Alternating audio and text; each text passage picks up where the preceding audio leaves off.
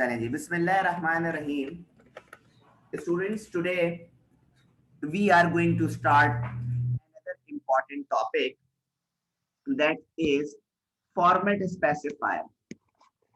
Students, format specifier का मतलब क्या है और इसको हम कहाँ यूज करते हैं अपनी प्रोग्रामिंग में, तो आइए बेटा इसको देखते हैं और समझते हैं। पहले इसके वर्ड से ही हम मतलब निकालते हैं। सर, फॉर्मेट स्पेसिफायर मतलब फॉर्मेट को स्पेसिफाई करने वाला, फॉर्मेट को फाइंड आउट करने वाला, सर उसे कहते हैं फॉर्मेट स्पेसिफायर। आइए जरा आप आगे देखें डिटेल में। The format specifier is a C language code which specifies the format of data for variable of a particular data type. Students, format specifier जो है वो एक सी लैंग्वेज का कोड है जिसका काम ये होता है स्पेसिफाई करना, किसको? डेटा के फॉर्मेट को। किसके लिए? डेटा टाइप के लिए। किसके लिए स्टूडेंट्स? डेटा टाइप के लिए। अभी मैं इसके कुछ और पॉइंट्स बताऊंगा स्टूडेंट्स, तो इंशाल्लाह इसके बाद आपके मजीद क्लियर हो जाए। The format specifier is used by the input and output statement. Student, format specifier को हम यूज करते हैं अपने इनपुट और आउटपुट स्टेटमेंट। सर, इनपुट और आउटपुट स्टेटमेंट का मतलब ये कि हम प्रिंट एफ वाली स्टेटमेंट में भी फॉर्मेट स्पेसिफायर यूज करते हैं और स्कैन एफ वाली स्टेटमेंट में भी हम फॉर्मेट स्पेसिफायर का इस्तेमाल करते हैं। अच्छा, आगे देखिए। Without using format specifier the data for a variable cannot be stored or retrieved by a particular memory location. Students, अगर हम फॉर्मेट स्पेसिफायर का यूज ना करें, अगर हम फॉर्मेट स्पेसिफायर का यूज ना करें, तो जो डेटा वेरिएबल में सेव हुआ है वो हम रिट्रीव नहीं करा सकते और स्टोर भी नहीं करवा सकते। कहां पर? अपनी मेमोरी लोकेशन पे। देखें, अब मैं आपको जरा सही से समझाता हूँ ताकि मेरी बात को क्लियर समझें। स्टूडेंट्स, मैंने आपको ये बताया था कि मिसाल के तौर पे मैंने अगर लिखा a इक्वल टू 6, तो ये जो 6 है हमारे पास इस वेरिएबल में स्टोर होता है, इस वेरिएबल में स्टोर होता है। ठीक है, तो मैं आपसे ये कह रहा हूं अगर हम इसे यूज करेंगे फॉर्मेट स्पेसिफायर के साथ, तब तो ये हमारी मेमोरी की लोकेशन बता देगा। लेकिन अगर हम फॉर्मेट स्पेसिफायर के बगैर इसको यूटिलाइज कराएंगे तो बेटा ये हमारे पास हमें लोकेशन नहीं बताए। मिसाल के तौर पे देखें, हमारे पास जो फॉर्मेट स्पेसिफायर है स्टूडेंट्स, वो डेटा टाइप के हिसाब से चलते हैं। जैसे एक डेटा टाइप हमारे पास है इंट, जिसे हम कहते हैं इंटीजर क्वांटिटी, मतलब कोई भी नंबर, कोई भी जब नंबर होता है स्टूडेंट्स, वो एक इंटीजर क्वांटिटी कहलाती है। तो स्टूडेंट्स याद रखिएगा, इंटीजर क्वांटिटी के लिए जो हम फॉर्मेट स्पेसिफायर यूज करते हैं उसे कहते हैं %d। उसे क्या कहते हैं स्टूडेंट? %d। ये %d इस बात की निशानदेही कर रहा है कि आपने प्रोग्राम में इंटीजर वैल्यूज को यूज करा है, यानी कोई भी नंबर 1 2 3 4 5 से कोई भी नंबर को हम इंटीजर कहें। इसी तरह स्टूडेंट्स, अगर मैं 4, ये जो लिखा हुआ है ये कैरेक्टर की शॉर्ट फॉर्म में 4 पढ़ते हैं, ये यूज करते हैं स्टूडेंट कोई भी सिंगल कैरेक्टर यूज करने के लिए। और कैरेक्टर यानी सिंगल कैरेक्टर के लिए अगर हम फॉर्मेट स्पेसिफायर लगाएं स्टूडेंट्स, तो वो फॉर्मेट स्पेसिफायर होता है %c। क्या होता है स्टूडेंट? %c होता है। इसी तरह अगर आप फ्लोट का इस्तेमाल करते हैं, फ्लोट कब यूज करते हैं स्टूडेंट? फ्लोट हम यूज करते हैं पॉइंट वाली वैल्यूज में। पॉइंट वाली वैल्यूज के लिए स्टूडेंट हम डेटा टाइप यूज करते हैं फ्लोट, और जब फ्लोट की डेटा टाइप यूज कर रहे होते हैं तो फॉर्मेट स्पेसिफायर लगाते हैं %f। %f याद रखिएगा। इसी तरह स्टूडेंट्स, अगर हम डबल मतलब डबल डेटा टाइप यूज करते हैं, इसका मतलब ये होता है पॉइंट की बड़ी वैल्यूज, पॉइंट की बड़ी वैल्यूज। तो पॉइंट की जब बड़ी वैल्यूज यूज करते हैं स्टूडेंट्स, तो उसमें हम फॉर्मेट स्पेसिफायर लगाते हैं %if, %if जिसे कह सकते हैं। इसी तरह अगर आप स्ट्रिंग की डेटा टाइप को यूज करते हैं जिसमें आपके पास कोई भी कैरेक्टर का एरे आ सकता है, उसे हम कहते हैं स्टूडेंट %s। क्या कहते हैं स्टूडेंट? %s। तो ये जो कॉलम है ये आपका है फॉर्मेट स्पेसिफायर, जो आपके डेटा के फॉर्मेट को देखता है, आपके डेटा के फॉर्मेट को देखता है। और स्टूडेंट, और ये जो फॉर्मेट स्पेसिफायर है ये आपके पास इनपुट और आउटपुट दोनों स्टेटमेंट में यूज किया जाता है स्टूडेंट। इसके बिना कोई प्रोग्राम अधूरा है। चलें आगे देखें जरा। पहले बताएं ये चैट पे ये वाली बात आ गई समझ आपको, यस और नो में?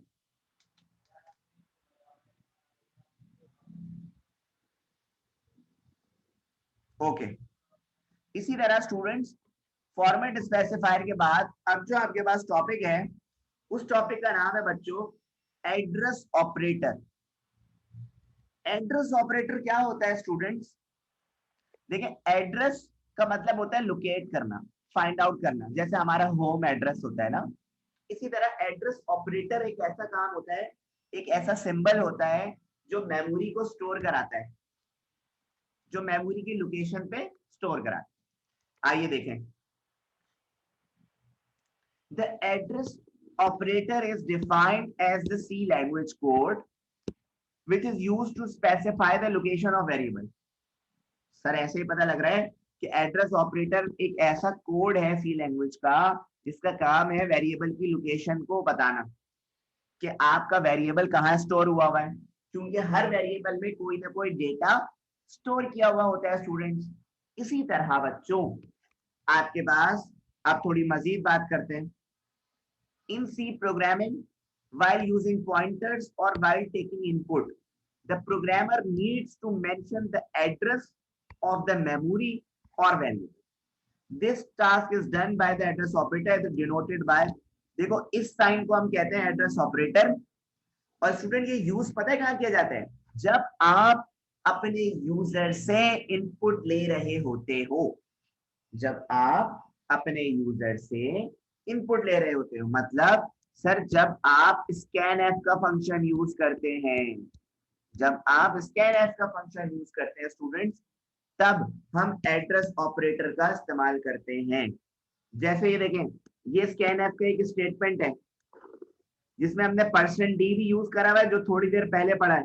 परसेंट डी को हम क्या कहते हैं सर? फॉर्मेट स्पेसिफायर कहते हैं, फॉर्मेट स्पेसिफायर कहते हैं। सर ये देखें, ये लगा हुआ है ना, इसे कहते हैं एड्रेस ऑपरेटर, जो ये बता रहा है कि आपका जो वेरिएबल है ये अनम, ये कहाँ पे जाके मेमोरी की किस लोकेशन पे जाके स्टोर हुआ है। सो स्टूडेंट्स, ये हमारे पास था एड्रेस ऑपरेटर, जो एक ऐसा ऑपरेटर था कि आपकी मेमोरी कहाँ लोकेट की जाएगी, कहाँ स्पेसिफाई की जाएगी, मतलब इन शॉर्ट वेरिएबल की लोकेशन को बताने वाला ऑपरेटर था।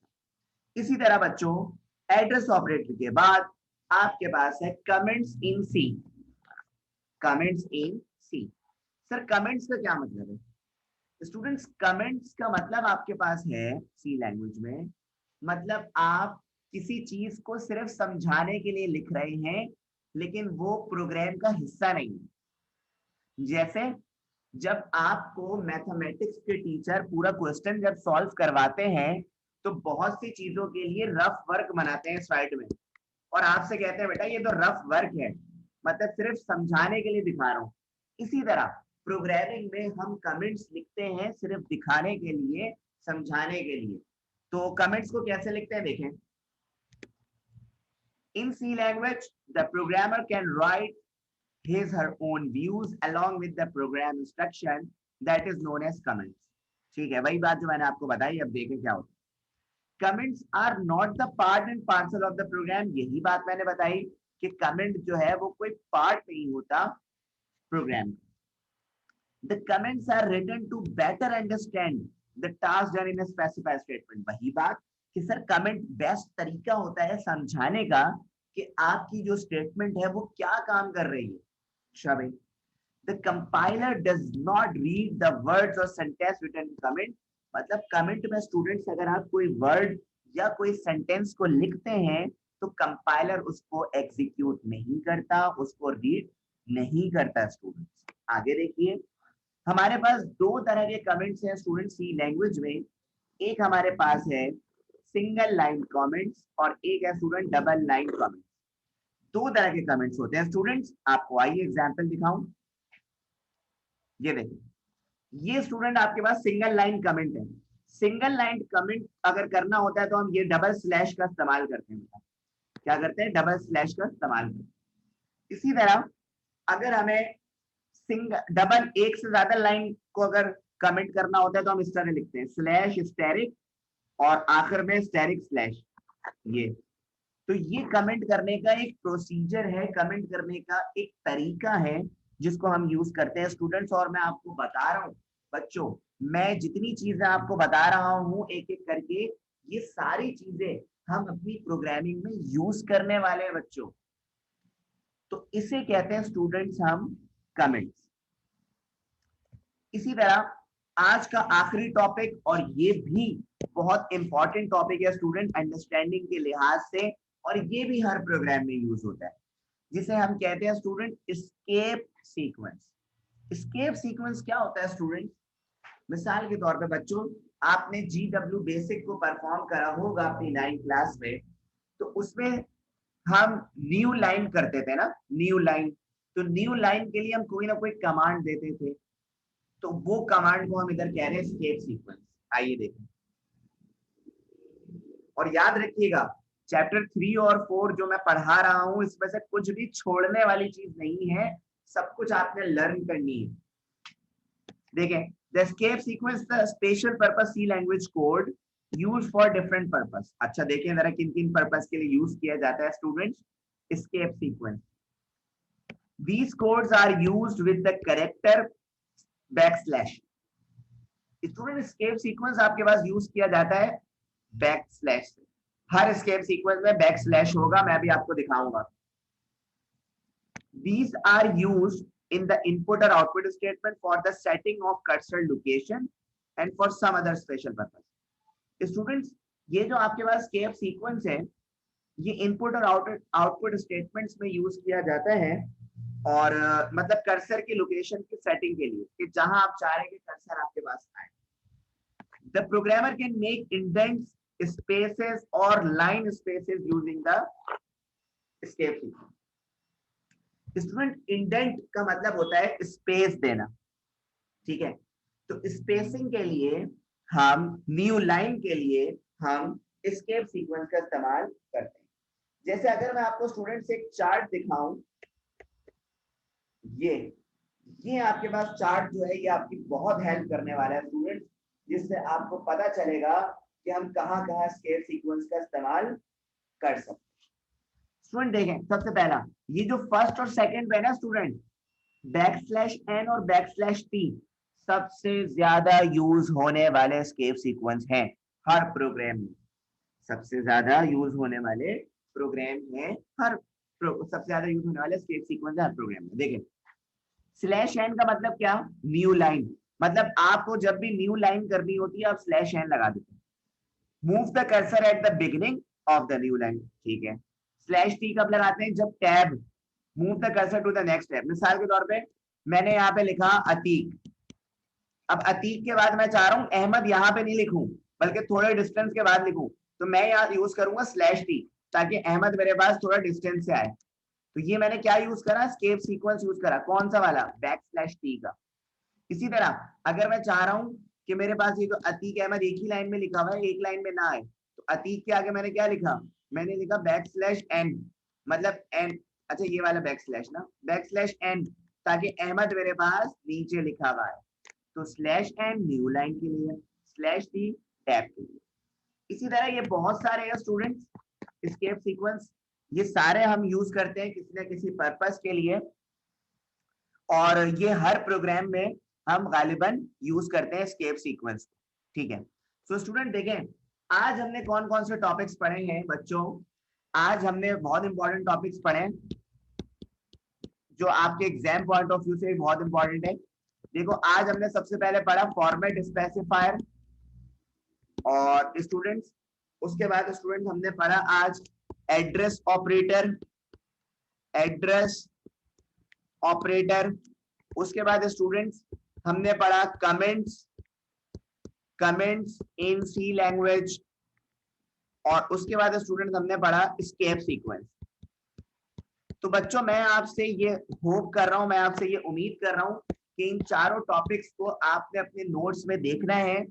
और जो बच्चे आज की क्लास में प्रेजेंट नहीं है स्टूडेंट्स, वो बच्चे क्या करेंगे कि वो बच्चे लेक्चर को देखेंगे और मुझे मैसेज करेंगे कि सर हमने लेक्चर देख लिया है। ठीक है, ओके। उसके बाद जी अरीशा, आप चैट पे बता सकती हैं क्या क्वेश्चन है आपका।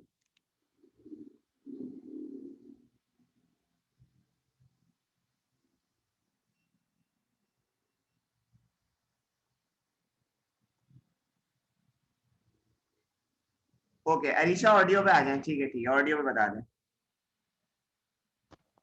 अस्सलाम वालेकुम सर। सर मैं ये कह रही थी, आपने भी जो टॉपिक्स पढ़ाए हैं तो ये नोट्स मैंने सामने रखा, तो बिल्कुल सेम वर्डिंग्स जो आपकी स्लाइड्स की हैं वो सारी मतलब सेम आ गया इधर से, जैसे मतलब स्लाइड में बिल्कुल नोट्स में है।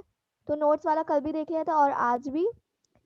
और बाकी सर ये मुझे कहना था कि ना आज जैसे कि आपने जो हमें टेस्ट बताया ना, सर आप सुन रहे हैं ना?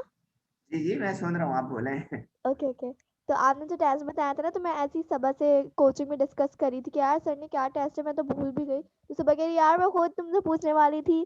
सर मतलब ये था कि आप ऐसे ऑनलाइन में बता के ना हमारे दिमाग से निकल जाते, तो आप टॉपिक्स हमें बता दिएगा और बता भी देगा हम आपको टेस्ट मतलब कैसे आपको दिखा सकें कि हमने टेस्ट याद कर अच्छा लिया है। अच्छा अच्छा, आप क्योंकि ये कह रही ऑनलाइन आप वो आप सब। ये कह रही हैं बेटे जी। कि जो टेस्ट मैं ऑनलाइन में बता रहा हूँ, एक काम करूंगा, वो वो आप लोगों को चैट पे भी उसी दिन बता दूंगा, वो व्हाट्सएप ग्रुप पे। ठीक है बेटे। जी जी, बस बस ये चाह रहे थे कि हमें टॉपिक्स पे याद ही नहीं थे कि आपने कौन से दिए हैं, हाँ तो चलो आप ये ठीक है हमें ठीक है। बता दिएगा। अब मैं चैप्टर और ये थ्री तो और ये बता। जी जी जी, बोलिए। और ये चैप्टर कंप्लीट हो गया है ना? नहीं ये नहीं बेटा, थ्री के इस बाद। इसमें अभी एक टॉपिक और है। अच्छा। इसमें अच्छा। अब बेटा एक ऐसा टॉपिक है जिसको पढ़ने के बाद मैं आपको प्रोग्रामिंग के 6 से 7 प्रोग्राम बनाना सिखाऊंगा, ताकि आपके मजीद कॉन्सेप्ट क्लियर होंगे। चले ओके। और सर कॉलेजेस में ना मतलब ये टर्बो सीक पर ही मतलब ये एक वो है सॉफ्टवेयर। जी जी तो ये जो आप बार बार प्रिंट एफ स्कैन एफ कह रहे हैं ना, ये ऐसे ही करके गेट सी एच और इंक्लूड हैश डैश जी जी ये बेटे सब मैं भी। आ रहा हाँ है, लेकिन ये वो यूज हमें करना भी आता नहीं है, ये पता नहीं क्या है, ये समझ ही नहीं आ रहा है अरे कैसा बेटा, मेरे सॉफ्टवेयर होते है हुए आप टेंशन नहीं ले, मैं आपको सब ये। सिखाऊंगा। फिक्र नहीं करें आप। जी चले। आप भी है बस हमारा आखिरी सहारा, आपके अलावा अरे और क्योंकि सहारा कॉलेज है। में भी सही से कॉलेज में भी सही से कंप्यूटर के लिहाज से इतनी अच्छी पढ़ाई नहीं है और कोचिंग में भी नहीं, तो जस्ट आप ही हैं जो हमें अच्छे से गाइड कर सकते हैं अरे एग्जाम्स आप के लिए बेफिक्र बस। हो जाएं, आप बेफिक्र हो जाएं। ये आप लोगों को मैं एक एक चीज बता ही इसलिए रहा था बेटा, ताकि जब हम नेक्स्ट टाइम बैठे ना, मैं सारी चीजें इम्प्लीमेंट करूंगा, तब आपको याद आएगा हाँ यार हमने स्कैनर भी पढ़ा था, हाँ यार हमने एड्रेस ऑपरेटर भी पढ़ा जी था। तो आप जी। लोग बेफिक्र हो जाए, इन सारी चीजों को समराइज करेंगे हम जब प्रोग्राम बनाएंगे इंशाल्लाह नेक्स्ट टाइम। ओके, चलें इंशाल्लाह तो आप इंशाल्लाह। बेफिक्र हो जाएं, ठीक है बेटा। जी जी सही, अरे ओके सर। ओके बच्चों, अल्लाह हाफिज, टेक केयर। ओके हाफिज। अल्लाह हाफिज।